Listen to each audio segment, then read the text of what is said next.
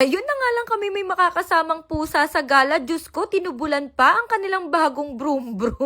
Kaya tara, samahan nyo kami. Ano nga ba ang buong pangyayari sa first ever gala ni Ecanog?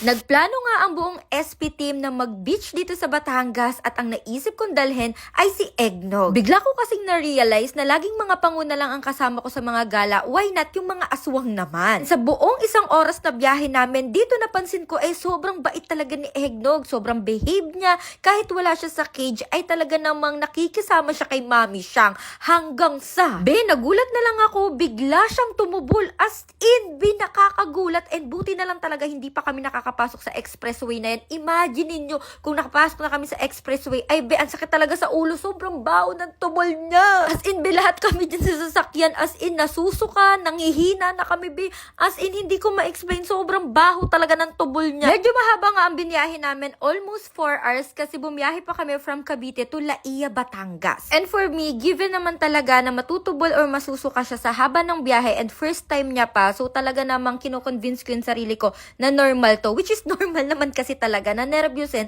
si Eggnog. So, pagbigyan na natin. Pagdating namin dito sa location, guys, tuwan-tuwa ako sa reaction ni Eggnog kasi talaga namang naa-amaze siya. Grabe din yung curious ng batang to kasi imaginein mo ay napakalawak po ng kanyang litter box at napakadaming litter sand. Sabi ko nga sa kanya ay enjoyin niya na ang kanyang vacation kasi konting-konti na lang ay magiging tatay na siya. Opo. And dito napansin ko, medyo nabigla ata ang bata and first time ko po siyang makitang hingalin. Opo, as in first time. Medyo mainit pa talaga yung panahon na to kaya sumaglit lang talaga kami sa beach para ipasilip sa kanya pero we decided pasok na din siya sa room. Kaya literal yung first day niya is hinayaan ko muna talaga siyang magmasid-masid. Napansin ko din simula nung dumating kami ng 11 AM hindi po siya kumakain o hindi niya kinakain yung food niya and buti na lang talaga is may dala kaming freeze-dried treats. And diba sa travel nga namin ni Luningning sabi ko sa inyo walang aso at pusang hindi kumakain nito. Kaya every travel talaga namin is may dala-dala kaming ganito kasi ginagawa namin tong alternative na cat food or dog food as in nakakabusog talaga siya. And then the next day, maaga kami nagising ni Eggnog para salubungin ang sunrise. Dito mapapansin nyo, medyo kalmado na din talaga si Eggnog. And FYI po, I have 15 cats and si Eggnog po ang pinaka-nonchalant or pinaka-kalmado. Kaya siya din yung naisip ko dalhin dito sa beach. Inantay ko din talaga tong second day at hindi ko siya pinressure nung first day para hindi siya matroma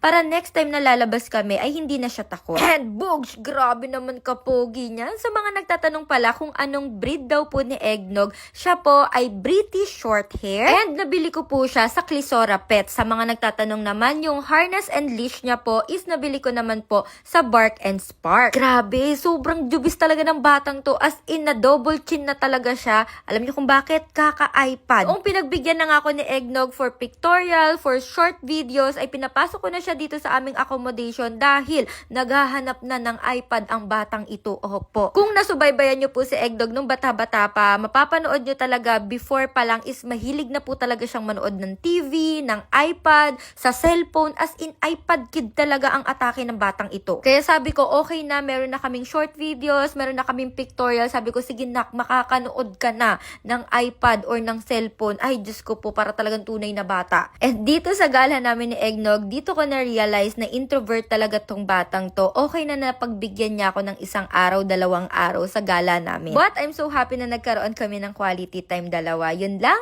Bye-bye!